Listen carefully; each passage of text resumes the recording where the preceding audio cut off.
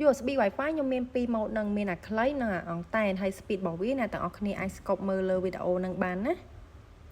ហើយអ្នកទាំងអស់គ្នាកុំច្រឡំថាអានេះជាប្រភេទប្រើ SIM ដោតទៅមួយកុំព្យូទ័រទៅគឺអាចប្រើអ៊ីនធឺណិតហ្មងមិនមែនអញ្ចឹងទេអាហ្នឹងមានន័យថា